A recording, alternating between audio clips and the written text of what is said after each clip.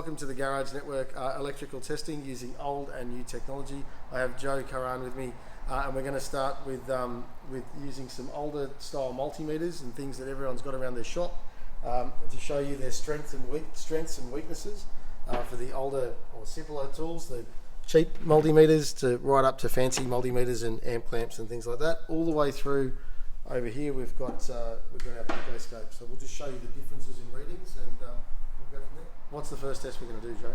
Okay, let's start with basics. Using one of the voltmeters, one of the multimeters, selecting volts. I do need my glasses. And we're selecting a DC voltage. Can we focus closer on what that means?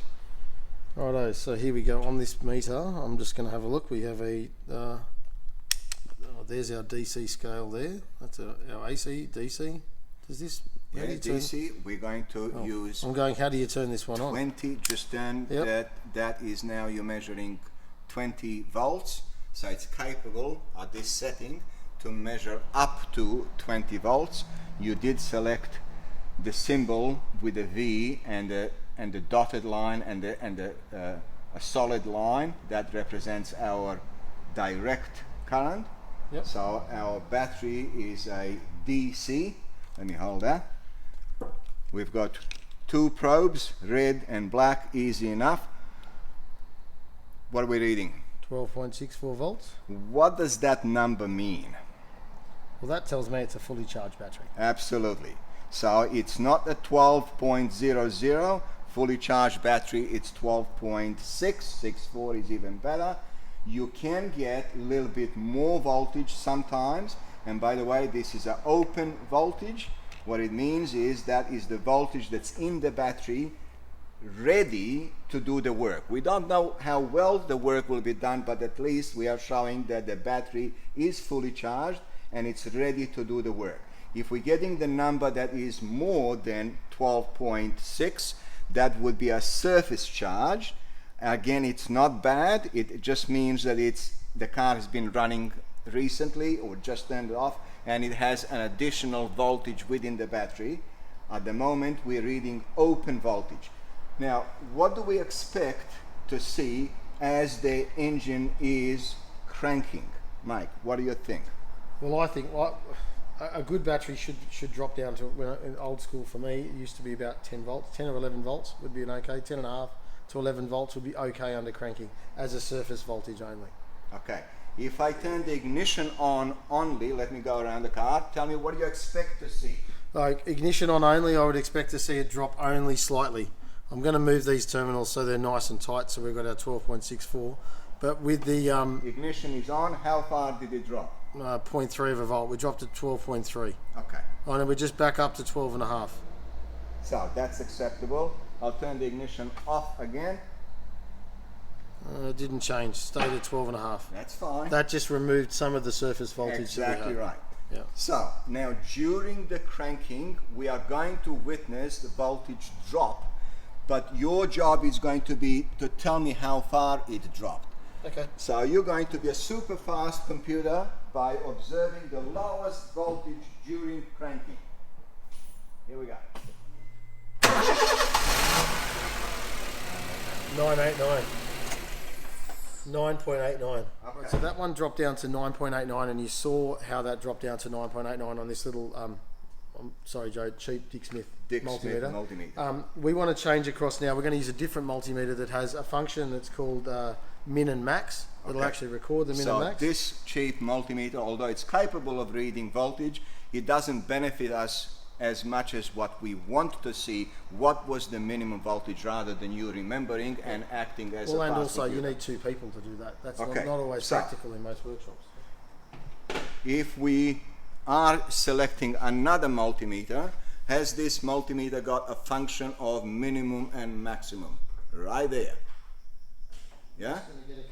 So first we're going to turn the volts to, again, select the voltage, or can I do that instead of you? So in this case, what it shows us is voltage, but it's both signals. The squiggly line above it, that is our AC voltage.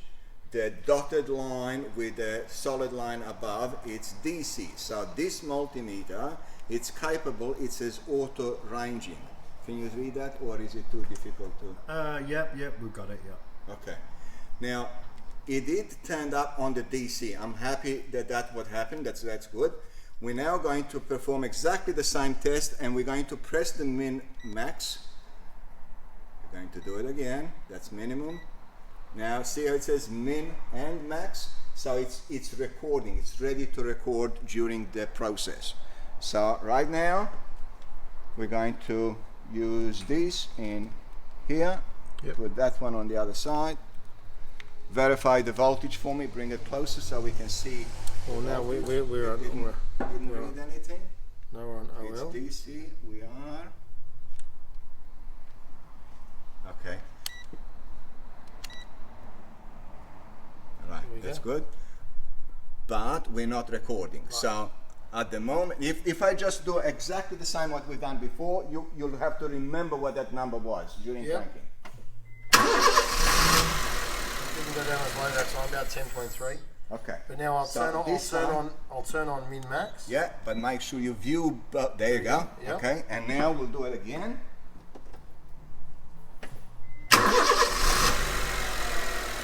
That didn't work, no. That was a bit weird. Turn it off. No, because Now press that same button again. That's okay. oh yeah. Maximum was 14.3 or 13, sorry. Minimum was 10.56. Oh, that's okay. So this feature of the multimeter helped you rather than you trying to remember. Now, why did we get 14? Press it again for a maximum. 14.13. That's the alternator charging back. There you That's go. what I see. So the meter was capable of recording during the cranking how much of those voltage were dropped or used by the starter motor, and then as the starter motor started the engine continued to run, alternator is now feeding it back into the battery, and is that a good number for charging the battery? That's pretty good after starting, it's not bad. Absolutely right. It's good. Absolutely right. Our alternator's working. Okay, so now we're going to use the pico scope to do exactly the same sort of voltage test, so you guys actually know. And the benefits of using the pico over the min and max is we get to look at voltage over time. None of those multimeters can show us any of that voltage. They can show us the voltage, as the pico will show us voltage, but what they don't get to show us is the time scale, and that's the benefit of having a scope. So I'll hook this up and I'll show you now. Okay guys, so Jeff, if you can come in here and get a bit closer, we just have a look at, we dropped down, we started at 13.22 volts right up here. I don't know if you can see. We had a fair bit of surface voltage. We've done this test a few times, so we're a fair bit of surface voltage in that battery. We dropped down to about 9.82, 9.89, sorry, under cranking, but only for a very short amount of time. And then once the motor was cranking, so these are our compression strokes in this 4-cylinder engine, we got to about 11.5 volts, which tells me that that's a good battery. All of these cursors here are 500 milliseconds, so that's 1000 milliseconds.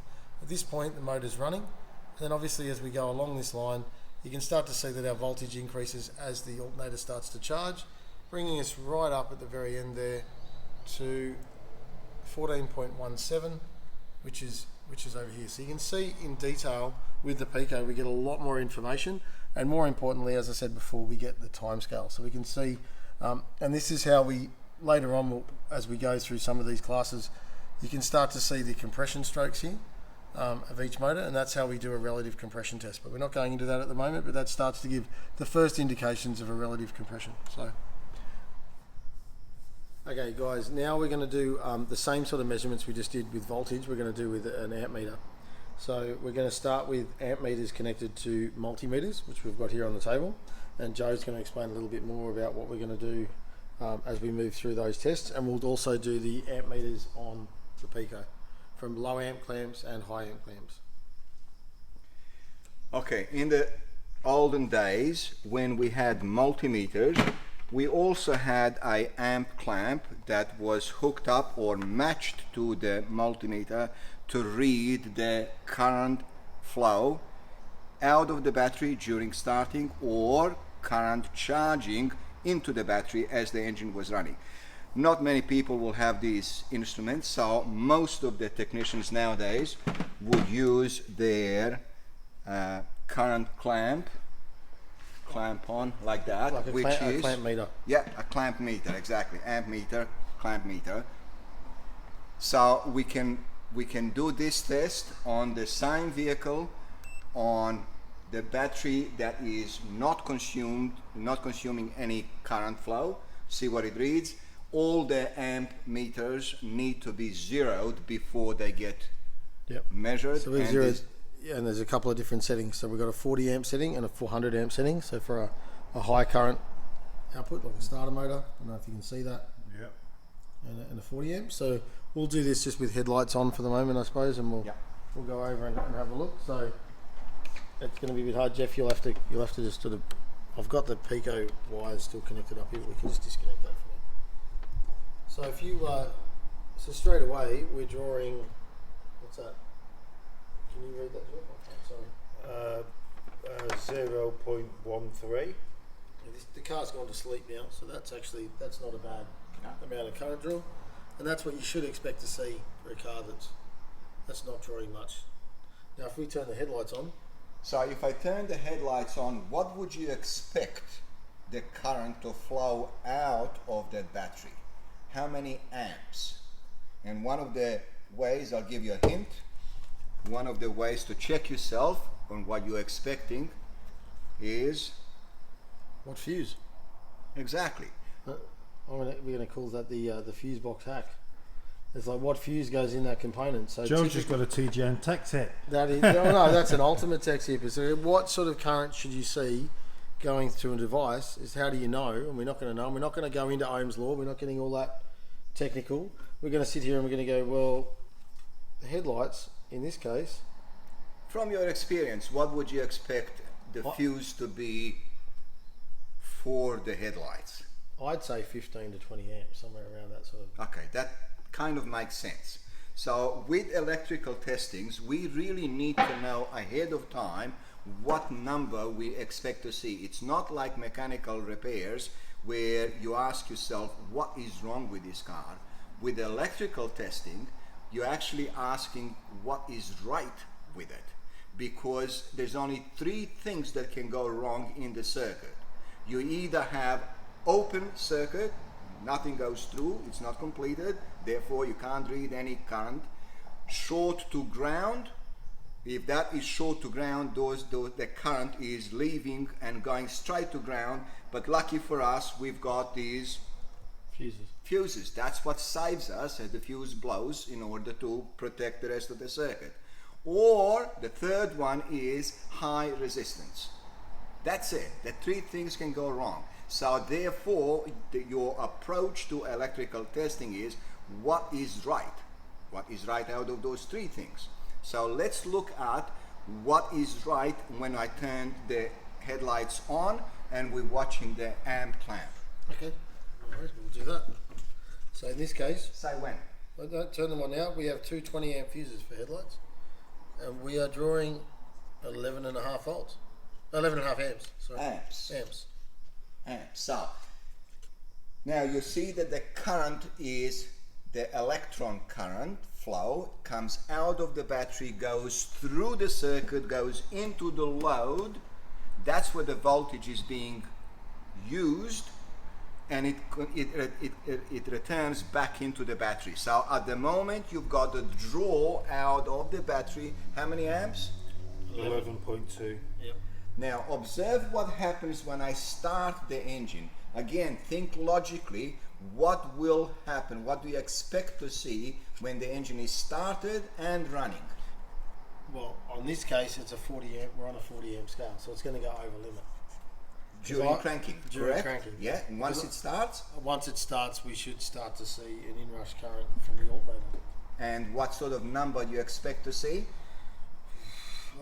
I don't know. I couldn't. Well, what have we used? Think of it logically. What are we drawing out of the battery right now? Well, we're drawing 11 amps, so it'll probably be 15 amps going. So it will go back and then it will stabilize itself further. Does it not make sense? Yeah. So we're looking at the process, what is right.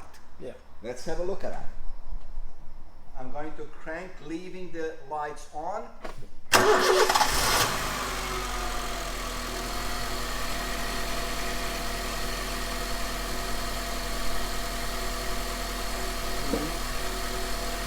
about 30 amps going back into the battery.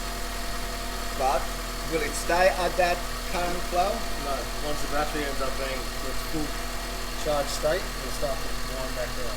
If I turn the headlights off, what do you expect to see? I'd expect to see 11 amps. Here we go, turn it off. 11 amps.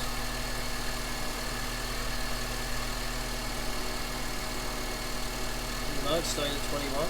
Give it a minute.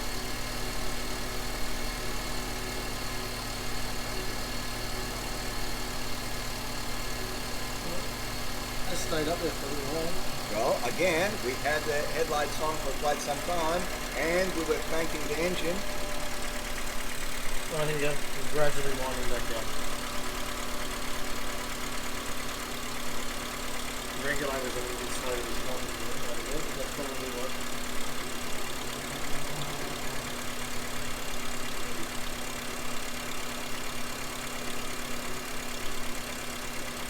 Now tell me what do you expect to see if I rev the engine? I expect to see the amperage increase and then weaken.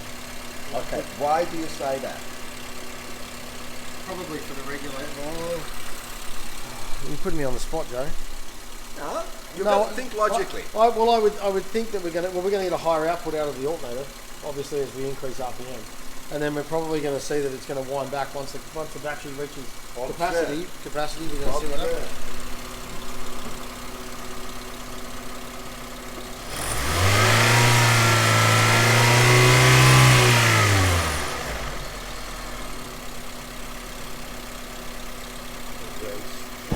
Only just raised slightly. That's right. Didn't change much at all. That's right. So the demand on the battery will be controlled by how much the alternator is putting it back into the battery. Yeah, so the regulator's monitoring the battery. Absolutely. Now, the reason you can't really see what's going on because first our amp clamp, it's not fast enough to record and tell us what's going on, and you don't know how that regulator in the alternator is working. On the modern cars, sometimes they're pulse width modulated and the battery never achieves a 100% charge rate. On some of the older cars, it will go up to 90-something% charge rate. It just depends on the vehicle and depending on how the setup is working. So we've now identified another shortcoming, another part of this testing that is not giving us all the answers. So can we improve on this testing? Yeah, well what about if we go to the Pico and have a look at it? Let's have a look at that charge rate over time. Obviously once with the Pico, what we add with the scope, or not just the Pico, with any scope, we add the time stuff. Beautiful. So that's good. So we get to look at it as a graph. So beautiful. By the way, we're still dealing with voltages only. It's just that that instrument is capable of turning the voltage into the current flow to display on the screen. And the oscilloscope will do exactly the same thing. It will use voltages as a signal, but it will display on the screen as amperage. as amps. Yeah, okay, because normally with amperage you need to be in line. Typically racing in line, you would disconnect the earth terminal and then put the meter in line. Okay. Okay guys, so now we're going to hook up the Pico with the amp clamp, and I'll just go through the setup of the Pico for you very quickly. We've plugged in our high amp clamp because we're going to do starter motor inrush current, and that typically is around about 400 amps or plus. So we'll put it on a 500 amp scale. Obviously being smart BNC, it picks up the probe. We're using a TA388 from Pico. Our scale on this side is our amperage, and our scale on this side in the blue trace on channel A is our voltage, and that's staying about 12.6 volts, which was what we had before. So what we're going to do now is we're going to connect this up around the battery terminal. Now I'm going to go around the negative battery terminal because it's easier. You can go around either, but really important thing to remember is there's an arrow. Typically on a lot of amp clamps there'll be an arrow. This one doesn't have that. It works both ways and it converts it. Sometimes we'll show a negative in front, but before we had it the other way facing us, we had it the right way on the negative clamp. So this arrow relates to electron flow. And now on the negative side of the battery terminal, the electron flow would be out of the negative side of the battery terminal, flowing across to the positive side. So we're going to hook that onto there like that, with the arrow pointing away, which will pick up. Now, Joe, if you could turn on the headlights for us, that'd be great. We'll see what we end up with. And there we go. We're consuming electrons, so that's why it's dropping down. And we're going to see how many we actually are. You can invert it on this, but we're at about 12.9, about 12 amps is what we're removing from the battery at the moment, which was very, very similar. We had about 11.8, 11.9 on this meter, but this is a lot more accurate than this little device. But they are really, really good, and they're great to and easy to hook up on your battery. So what we'll do now is a starter motor test, and we'll go from there. Okay, guys, now we're going to do the starter motor amp clamp test, which you saw us set it up a second ago. While anyone's asking about the arrow on the amp clamp, what I like to do here is we like these. I like it with the electron flow. Joe, can you just turn the headlights on again? We'll just see it. So as we saw, the amps are dropping, are being removed from the battery. Both of these will come down together. That's what we expect to see as starting, and then we'll see them build back up as the amperage comes back in from the alternator and as the voltage comes back in into the alternator. We put this on a time base of about 500 milliseconds. That means 500 milliseconds each one of these squares. So what we'll do now is I'll get Joe to start the car for us. Joe, if I can get you to start it. So there's our cranking. We'll come back to this in a sec because we start to see this slow build, and there we go. Now, what we'll do is we're going to come back a couple of pages, and we can have a chat about this. So here's our starter motor inrush current, and then we start to go through all of our compression cycles and load on the starter motor, and then as we go, the motor's running at this point, and then we start to get our amperage going in, and similarly our voltage, we can see those humps that we saw before, which hasn't changed. And then we get, if we just have a quick look at this, once the motor's running, we've got about 43 amps, but we have started it a couple of times because we've taken a couple of edits here because I'm not the greatest at talking. And you can see the voltage increasing in the same pattern. On the same plane too. Yeah. Yeah. Right. So if we go to the next, just go to the next page, you can see them. Joe, I'm going to ask you on the next page. Can you explain what's happening here? Yeah. Okay. Why have we gone from? Why has our amperage gone from? We're still at 43 amps, but we've gone 43 amps, sort of, in a cycling wave pattern. Well, answer me this then. What's happened with our voltage? What's going on there? So the engine is running, and we're having a voltage that is changing.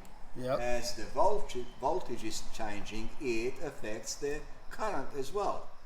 There are three amigos in working with electricity. They are not separated from one another. They are either voltage or current and resistance, and they go together everywhere. One affects the other. So why are we having it fluctuating? Okay, perhaps easier way to look at what is the difference between high peak and low on the voltage. 14.8 to 14.4, so not a lot. So only about. Oh, yeah, you can see. 600 millivolts. Yep. Millivolts. Well, what do we call? Now come over this way. We can't see this in here. What do we call that part there? That is An alternator. charging. Say again. An alternator. Alternator. Alternator creates alternating current, does it not?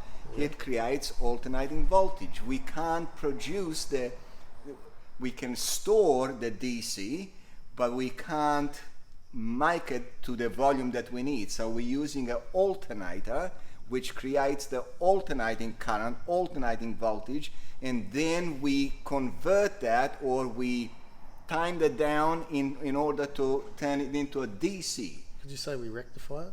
That's the technical word. Beautiful. Rectify it. Yeah. So, because the battery can only accept DC. Yeah. So what we're seeing here is the tail end of our AC voltage, AC current that the alternator is producing. But in reality, we can only store it in the DC form. Yeah. Cool. That is going to be another way of testing whether our alternator is performing properly. The alternators fail by not rectifying correctly, and they have 3 phases in it. So even one phase, when it's not working properly, it's not producing the correct voltage that we can rectify it into a DC. However, this exercise, this test was measuring the current flow with the old technology and the new technology. We can move on to that later on in some of our other things. But yeah, so that would be, if you just saw that, would you say that's an okay alternator? That's an okay. So just so everyone knows, we need to know what is good. Yes. Obviously, as we say this, we're looking for what is good to know what's good, so we can move on from that. Yes. That's okay. All right, guys, on to our next test. All right, guys, thanks for watching. If you want to see more, there's more to come. Please check out all of our other videos. Joe and I are going to make a few of these, and let us know if there's anything that you guys would like to see in particular. Thanks a lot.